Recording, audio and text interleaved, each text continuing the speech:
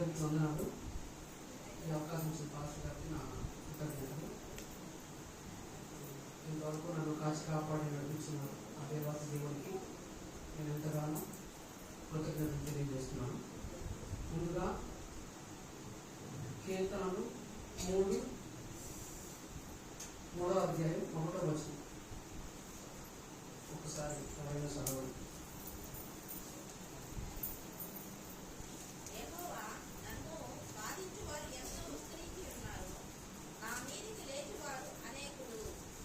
యెహోవా నన్ను బాధించువారు విస్తరించి ఉన్నారు, నా మీదకి లేచువారు అనేకులు. ఈ వాక్యాన్ని గుర్తుపెట్టుకోండి. నేను 2022, 23, 24 వీటిని మొత్తాన్ని కవర్ చేస్తూ నా సాక్ష్యాన్ని పంచుకోవాలనుకుంటున్నాను. 2022లో నాకు దేవుడు చేసిన వాగ్దానం, నేను నీకు ఆరోగ్యం కలుగు చేశాను. నాకు అట్లాగే నవంబర్ 29, 2022లో సైనస్కి సంబంధించి సర్జరీ జరిగింది. దేవుడు తన వాగ్దానాన్ని నెరవేర్చాడు. 2023 నీకు జ్ఞానమును, తెలివిని, జ్ఞానమును, ఘనతను నీకు ఇచ్చాడు. నాకు అది కూడా దేవుడు నెరవేర్చాడు. నాకు దేవుడు ఎంతో జ్ఞానాన్ని ఇచ్చాడు 2023లో. అండ్ 2024 నా వాగ్దానము యెషయా గ్రంథము 58:11 యెహోవా నిత్యము నిన్ను నడిపించును. అవును, 2024లో ఎన్నో స్ట్రగుల్స్ వచ్చాయి. ఏ ప్రాబ్లం అయినా కూడా దేవుడు చాలా సింపుల్గా సాల్వ్ చేస్తూ తీసుకొచ్చాడు. ఈరోజు ఎక్కడున్నాను అంటే దేవుడు తన వస్తున్న కృప. అలాగే అండ్ ఈ 2024లో అండ్ 23లో మా డాడీకి ఒక హెల్త్ ఇష్యూ వచ్చింది. అప్పుడు అది సివియర్ కాకుండా దేవుడే కాపాడి ఆయనకి తగిన ట్రీట్మెంట్ ద్వారా తొందరగా ఇప్పించి ఆయన సాల్వ్ చేశాడు. అప్పుడు మనీ అనేది ఎవరికైనా మనీయే. అప్పుడు ఒక 1 lakh వరకు లాస్ అవ్వడం జరిగింది. అండ్ అది ఎందుకు చెప్తున్నాను అంటే 24లో అదే 1 lakh మేము ఎన్నో సంవత్సరాలుగా మా వరండా స్లాబ్ ఆగిపోయింది. దాన్ని మేము ఫినిష్ చేసుకున్నాం. ఏదైనా కూడా చిన్నదైనా పెద్దదైనా కూడా అది గొప్ప విషయాలే. వీటిలన్నింటిలో కూడా I couldn't even contribute a single rupee, ఒక్క రూపాయి కూడా నేను కాంట్రిబ్యూట్ చేయలేదు. అయినా కూడా దేవుడు నడిపిస్తూ ఉన్నాడు. 23లో పాపకి 2వ కుమార్తెను ఇచ్చాడు. రీసెంట్గా అమ్మాయి ఫస్ట్ ఇయర్ కంప్లీట్ చేసుకుంది. అండ్ అలాగే 24లో ఎన్నో అద్భుత కార్యాలు చేశాడు. సన్నీ విషయంలో కావచ్చు, వీఆర్ ఫ్యామిలీ.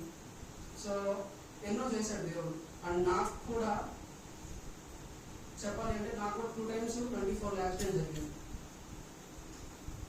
ఒకటి వచ్చి అన్ఎక్స్పెక్టెడ్గా జరిగింది, రెండోది ఎక్స్పెక్టెడ్గానే జరిగింది. సో అవేమి నాకు పెద్ద దెబ్బలు కూడా కాదు. దేవుడు ఈ విధంగా కాపాడుతూ వచ్చాడు. అండ్ ఇన్ని చేసిన దేవుడికి నేను ఎంతగానో రుణిస్తున్నాను. అండ్ 23, 24 అనేవి చాలా క్రూషియల్ ఇయర్స్ నా జీవితంలో. 23లో ఇప్పటి నుంచి సాక్ష్యం చాలా బాగుంటుంది. 23లో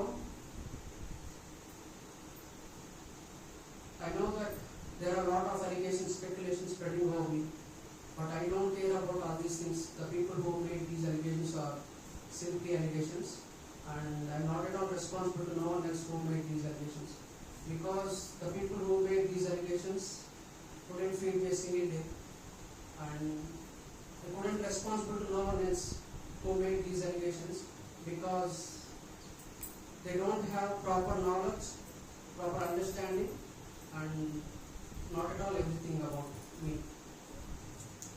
And I move forward towards my goals and aspirations with the help of God. ఏమైనా అర్థమైందా? అర్థం కాలేదా? అర్థం కాకపోవడం వల్ల నష్టం లేదు, అర్థం అవ్వడం వల్ల ఉపయోగం లేదు. నేను చెప్పాలనుకుని చెప్పాను. సెప్టెంబర్ 16, 2023లో ఇన్సిడెంట్ వల్ల నాకు మనుషుల మీదే డైరెక్ట్ వచ్చేసింది. నేను మనుషులతో మాట్లాడడం మానేశాను. మనుషులకి చాలా దూరం అయిపోయాను.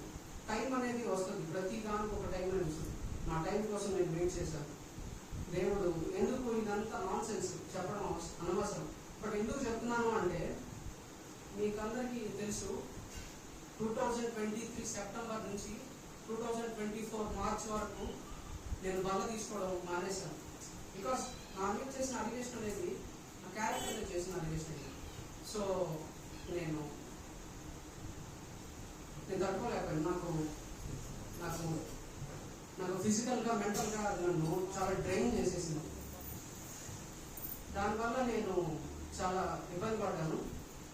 కానీ దేవుడు నేను ఏదైతే తలంచానో, ఏదైతే నా మైండ్లో ఉందో దాన్ని ఎగ్జాక్ట్గా చేశాడు. 2024 మార్చ్ వరకు నేను 6 మంత్స్ బల్ల తీసుకోలేదు. నేను మనుషుల మీద కోపాన్ని ఆ టైంలో నాకు ఎట్లా ఉందంటే, I want to witness you people how it will be a silent man become violent. సైలెంట్గా ఉన్నవాడు వైలెంట్ అయితే ఎలా ఉంటుందో చూపించాలి అనుకున్నాను. బట్ అది కరెక్ట్ కాదు. దేవుడు దేనినైనా కూడా ప్రేమతో జయించాలి అన్నాడు.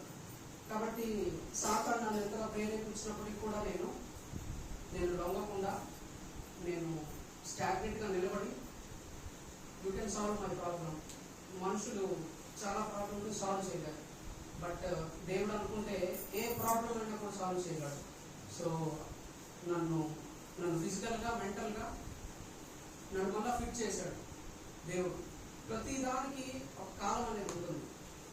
కాలం అంటే నేను నీకు ఒక ఉదాహరణ ఇవ్వాలనుకున్నాను. ఇక్కడ నేను ఇప్పుడు చాలా వరస్ట్గా ఉన్నాను. నాకు తెలుసు ఎట్లా అంటే, I'm not at all participating in any event of church, any single event, any single small event. నాకంటే హర్మ చాలా యాక్టివ్గా పార్టిసిపేట్ చేస్తున్నాడు. మీకు అందరికీ తెలుసు, నేను 2015లో బాప్టిజం తీసుకున్నాను. నేను అప్పుడు చాలా యాక్టివ్గా ఉండేవాడిని దేవుడి విషయాలు. బట్ ఇప్పుడు నేను చాలా యాక్టివ్గా లేను. నాకు తెలుసు ఆ విషయం. నేను ఎందుకు కాలం ప్రతిదానికి సమాధానం ఇస్తుంది అని అంటాను అంటే, నేను అప్పుడు 9th క్లాస్ 8th క్లాస్ చదువుతున్నాను. ఇక్కడ పెంచినత్తమ్మ అని ఒక ఆవిడ ఉండేది. ఆమె చనిపోయినప్పుడు గృహకూడికి పెట్టారు. ఆమెకి కూడికి పెట్టారు. కూడికి పెట్టినప్పుడు అమ్మ వాళ్ళ ఫ్రెండ్ అంటే మా మామ నాగేంద్ర మామ, వీళ్ళిద్దరూ అక్కడ ఉన్నారు. అప్పుడు నేను బైబిల్ పట్టుకొని ప్రార్థన చేస్తా, చాలా యాక్టివ్గా ఉండేవాడు. మీకు అందరికీ నేనేంటో తెలుసు, మీరు అది చూశారు కాబట్టే నేను మిమ్మల్ని ఎంత ఇంపాక్ట్ చేసిన నాకు తెలుసు కాబట్టి మీరందరూ కూడా ఎందుకు చర్చకి రావట్లేదు, ఎందుకు అబ్బాయి ఇట్లా ఉంటున్నాడు, ఎందుకు పార్టిసిపేట్ చేయట్లేదు అని అడిగేవాళ్ళు చాలామంది. నేను ఎందుకు కాలం గురించి మాట్లాడుతున్నానంటే, ఆ టైంలో మా అత్తను కొడిగే నాగేంద్ర మా ఆయన ఏం చెప్పేవాడంటే, బైబిల్ ఎందుకు పట్టుకున్నావు, బైబిల్ మిస్టేస్ అయ్యి బైబిల్ ఇదంతా నీకు షూట్ అయ్యేది కాదు, నువ్వు నా కళ్ళ ముందే చాలా అనడం చేయడము చేసేవాడు. నా కళ్ళ ముందే బైబిల్ని ఎట్లా పడితే అట్లా దాన్ని బిహేవ్ చేయడం చేశాను. కాలం ఎంత గొప్పది అంటే, ప్రతిరోజు నాకు పొద్దున్నే ఒక వాక్యం వస్తుంది ఆయన దగ్గర నుంచి. ప్రతిరోజు వస్తుంది. ఎవరు పెట్టినా పెట్టకపోయినా ఖచ్చితంగా పెడతాడు దేవుడు. అటువంటి కార్యాలు చేసే దేవుడు. No they are good, I'm not. నేను వాళ్ళున్నంత యాక్టివ్గా, వాళ్ళున్నంత క్లియర్గా. సో ఖచ్చితంగా ప్రామిస్ చేస్తున్నాను, మార్చుకుంటాను, మారుస్తాను, నిలబడతాను. 2025లో you see Rahul in different way. ఖచ్చితంగా నేను I want to change myself. So మారాలి. మార్పు అనేది మనిషికి సర్వసాధారణం. కాబట్టి నేను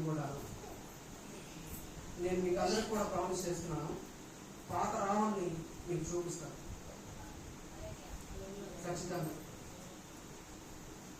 అండ్ ఎప్పుడు కూడా తక్కువగా థింక్ చేయొద్దు. లోగా ఆలోచించదు, గొప్పగా ఆలోచించాలి. నేను ఎప్పుడు గొప్పగానే ఆలోచిస్తాను. మీరు క్రిస్మస్ వినే ఉంటారు, క్రిస్మస్ వాక్యం విని ఉంటారు. క్రిస్మస్ నుంచి నేను ఒక్క వాక్యాన్ని లేకపోతే ఒక మాట మీకు కన్వే చేయాలనుకుంటున్నాను. నాకు ఈ మధ్య కాలంలో ఈ ఇయర్ ఎస్పెషల్లీ నాకేమనిపిస్తూ ఉందంటే, నాకు దేవుడు పుట్టిన దగ్గర ఇజ్రాయెల్, జెరూసలేం కదా. నా వంతుగా మన చర్చ్ తరపు నుంచి నా లైఫ్ టైంలో లేదా ఒక్కసారిగా వాళ్ళ ఫ్లైట్ టికెట్స్కి చీపెస్ట్ ఫ్లైట్ ఎంతో తెలుసా? ఇజ్రాయెల్కి ఇండియా నుంచి 17,000 రూపీస్, 17,000 రూపాయలు. ఎవరికైనా ఉంటుంది కదా, యేసు ప్రభు ఎక్కడ పుట్టాడో ఆ ప్లేస్ చూడాలి అని. సో దేవుడు నా స్టేజ్ తీసుకెళ్లాలని నేను కోరుకుంటున్నాను. నేను ఖచ్చితంగా 40 మెంబర్స్ని నా వంతుగా దేవుడు ఎక్కడ పుట్టాడో ఆ ప్లేస్కి తీసుకెళ్ళాలని నేను కృషి చేస్తాను. నా జీవితకాలంలో నేను ఖచ్చితంగా చేస్తాను. ఎందుకు ఇది చెప్తున్నానంటే, మన ఆలోచన విధానం అనేది చాలా అల్పంగా ఉండకూడదు. క్రిస్మస్ గురించి చెప్పడంలో నేను ఒక్క మెసేజ్ ఇవ్వాలనుకున్నాను. యేసు ప్రభు ఎక్కడ పుట్టాడు? పశువుల పాకలో పుట్టాడు. దాని నుంచి నేను ఏం చెప్పాలి అనుకుంటానంటే, మనం ఎక్కడ పుట్టామన్నది ఇంపార్టెంట్ కాదు, మనం ఏం సాధించగలం, ఏం చేయగలం అన్నది ఇంపార్టెంట్. సో యేసు ప్రభు పశువు పాకలో పుట్టినప్పటికీ కూడా ఈరోజు 800 మిలియన్ పీపుల్ ఉన్నారు ప్రపంచంలో. కానీ ఆయన ఆరాధించే వాళ్ళు ఎంతో మంది. ప్రపంచాన్ని తల్లకిందులు చేశారు ఆయన శిష్యులు. సో మన ఆలోచన విధానాలు, మన ఆశయాలు చిన్నవిగా ఉండకూడదు. దేవుడు గొప్ప గొప్ప వాటి కోసం మనల్ని ఉపయోగిస్తాడు.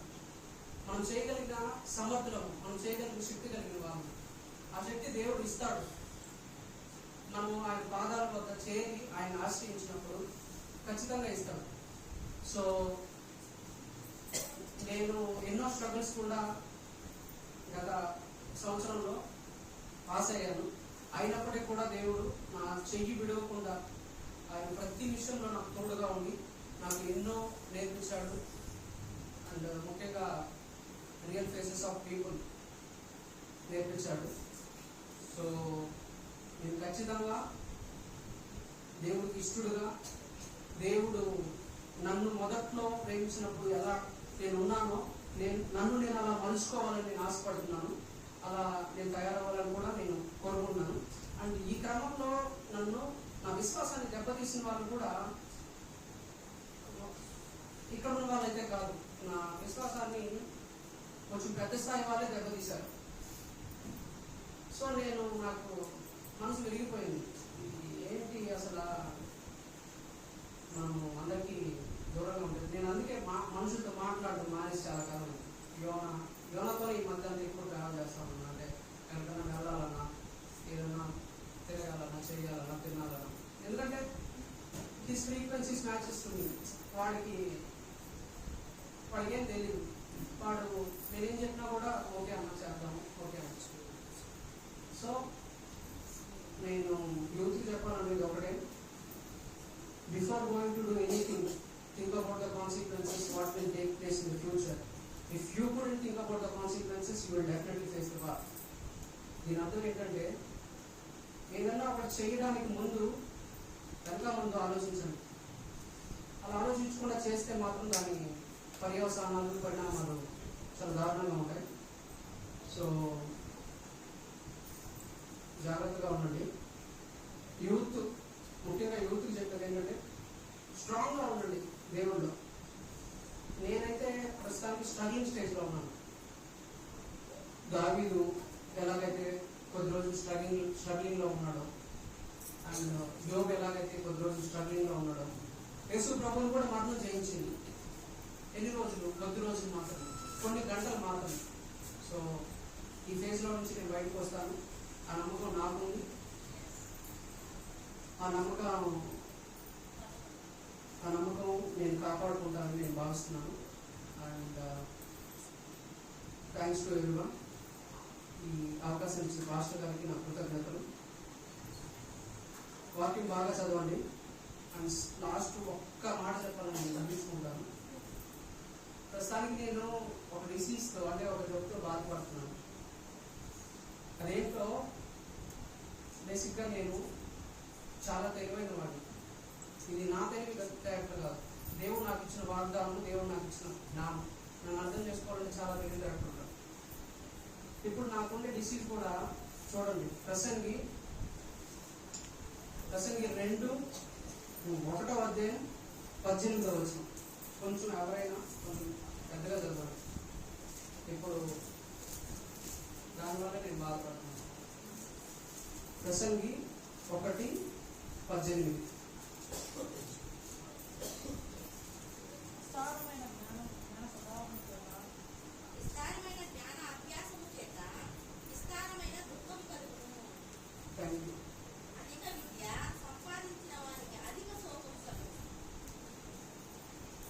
అలాగే ప్రసంగి 6:16.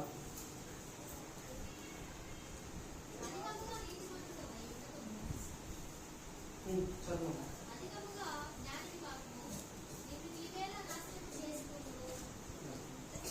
ఈ 2 వచనాలు నేను ఒక్కసారి చదివేసి ఉంచుకుంటాను. ప్రసంగి 1:18. విస్తారమైన జ్ఞానాభ్యాసము చేత విస్తారమైన దుఃఖములు కలుగును. అధిక విద్య సంపాదించిన వానికి అధిక శోకము కలుగును. అలాగే ప్రసంగి 6:16. అధికముగా నీతిమంతుడు ఉండకము, అధికముగా జ్ఞాని కాదు, నిన్ను నీవేగా నాశనం చేసుకున్నావు. ఇది అర్థం చేసుకోవడానికి ప్రయత్నించండి. దేవుడు చేసిన ఎన్నో గొప్ప మేలులకు ఈరోజు నన్ను నిలవబెట్టిన ఆ దేవాది దేవునికి నేనేమి ఇచ్చి కూడా నా రుణాన్ని తీర్చుకోలేను. Thank you.